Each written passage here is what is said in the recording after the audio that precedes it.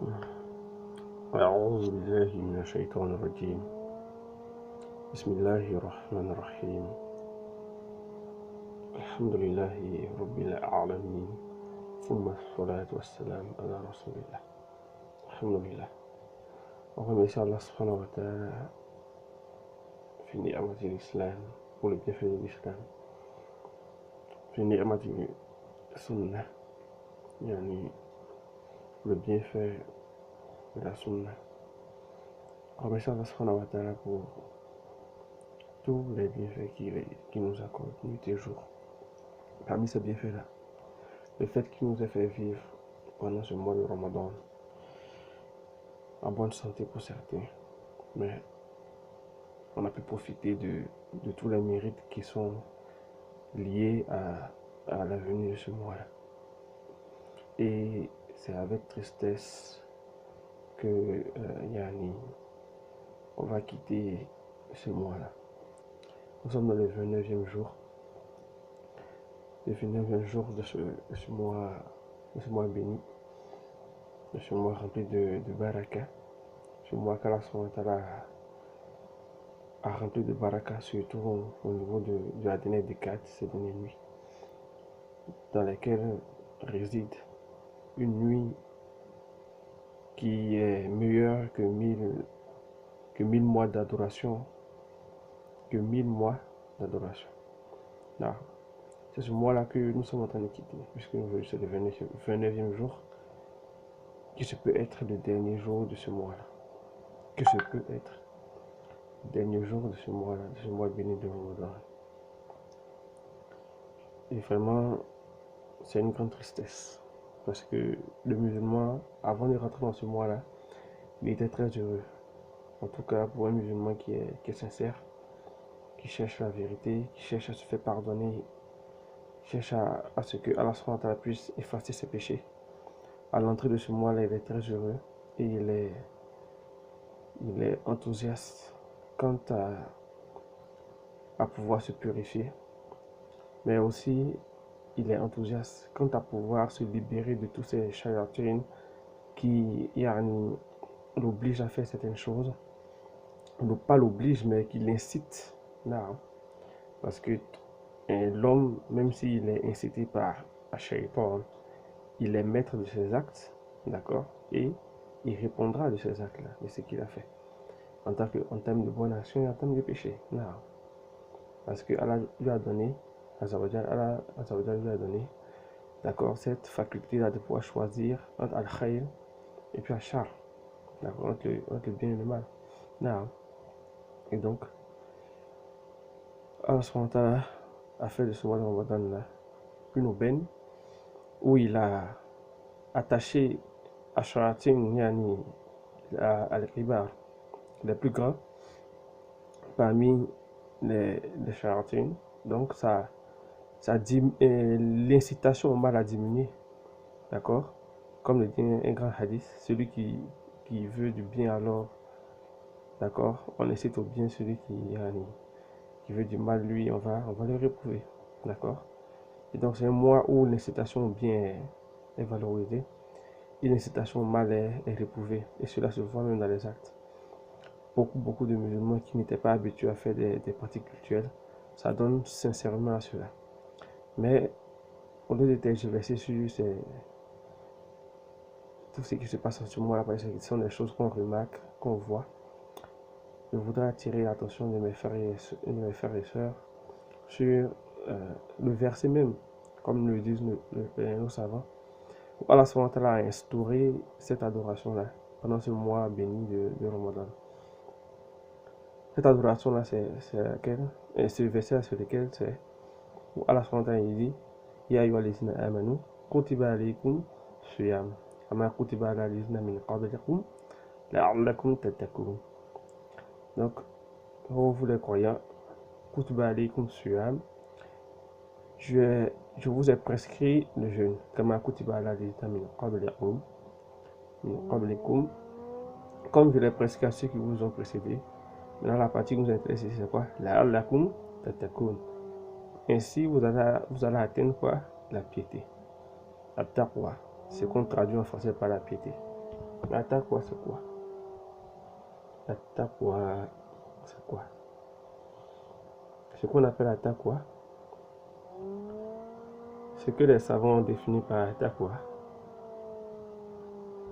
taqwa qui a été définie par ce yani, mais ceux qui sont bons, c'est un tabi'in, si je me souviens bien, qui a dit, il a dit que la taqwa, c'est le fait, d'accord,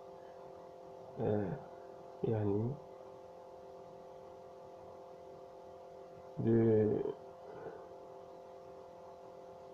d'obéir à Allah, à la nur min Allah, d'accord, d'obéir à Allah, suivant une lumière venant d'Allah.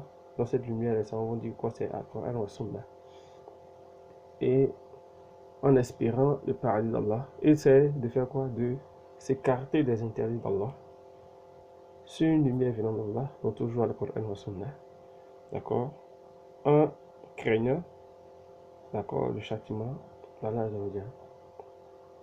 Et ce comportement-là qui consiste à obéir à Allah et à s'écarter des interdits d'Allah, tout en espérant à son paradis, en craignant son enfer, et tout cela à la lumière du Coran et de la Sunna, alors c'est ce qu'on appelle la taqwa, c'est ce qu'on appelle la piété. D'autres savants ont dit, et cela ne contredit pas la première définition, que la taqwa c'est une barrière, c'est un bouclier que le serviteur met entre lui et le châtiment de son Seigneur. C'est un bouclier, c'est une barrière que le serviteur met entre lui et le châtiment de son Seigneur. Et ce bouclier-là, c'est quoi? Mais c'est que ce tabi'in a expliqué. D'accord? C'est ce que ce tabi'in a expliqué. D'accord? Le fait d'obéir à Allah. Celui qui obéit à Allah, eh bien, lui, il s'écarte de il va éviter le châtiment qui est réservé à celui qui a désobéi. Et celui qui s'écarte des péchés, eh bien, lui, il va mettre une barrière entre lui et le châtiment qui est réservé à celui qui accomplit les interdits. Et donc, lui, il est dans At-Taqwa. D'accord? Et donc, voilà pourquoi Allah il a instauré cette adoration-là, pour qu'on puisse atteindre la piété. Pour qu'on puisse atteindre la piété. Et donc, c'est le bienfait de ce mois de Ramadan. Est-ce qu'on doit se poser la question, alors que ce mois de Ramadan est en train de finir, est-ce qu'on a pu réussir ce challenge-là? Est-ce qu'on a été à la bonne école? Est-ce qu'on a pu progresser? Est-ce qu'on a pu faire augmenter en termes d'adoration? Est-ce qu'on a pu s'écarter des péchés dans lesquels on était avant ce mois de Ramadan? Il faudrait qu'on ressorte aguerri, plus fort, parce que les charlatans qui étaient attachés vont revenir. Ils vont nous inciter à encore plus, vont revenir en force, comme on le dit. Et il faudrait qu'on soit fort pour pouvoir résister à cette avalanche-là. Résister à tout ce que à tous ces péchés qui vont revenir là, pour qu'on puisse vraiment atteindre cette piété-là. Le céleste, ce n'est pas pour atteindre la piété parfaite, parce que ça c'est, je ne vais pas dire que c'est pas, mais on n'a pas, c'est pas ce qui est demandé, c'est de progresser. Comme le Cheikh Al-Albani il a dit, notre ce chemin-là, ce n'est pas d'arriver au bout. Ce chemin-là qui est le fait de suivre Al-Qur'an wa Sunna. Ce n'est pas le fait d'arriver au bout de ce chemin-là. C'est le fait de mourir sur ce chemin-là, toujours dans la quête de la science, toujours dans le fait d'accomplir le bien et de s'interdire le mal. Donc il faut mourir là-dessus. D'accord? Donc on va en progressant. Et vraiment, j'espère que chacun, quand il fera le bilan de son mois de Ramadan, il pourra dire Alhamdulillah, Alhamdulillah, j'ai réussi à vaincre mes passions et j'ai pu progresser d'un point de vue religieux. Et si j'ai pu délaisser la nourriture qui est très importante pour le corps, j'ai pu délaisser la boisson qui est très importante pour le corps, j'ai pu délaisser certaines passions pour le visage d'Allah, alors ce qui est interdit de façon normale, 12 mois sur 12, devrait être facile pour moi facile pour moi de m'en éloigner pour Allah Jawajal. Et ce qui a été ordonné par Allah devait être facile pour moi de pouvoir les accomplir pour Allah Jawajal. Et qu'Allah nous facilite. Qu'Allah nous facilite cela. Et qu'Allah fasse que ce mois-là nous ait permis de pouvoir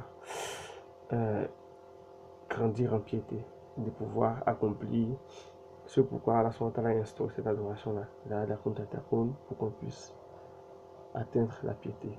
Sur ce, Assalamu alaikum wa rahmatullahi wa barakatuh. Allahumma salli ala Muhammad wa ala ali Muhammad.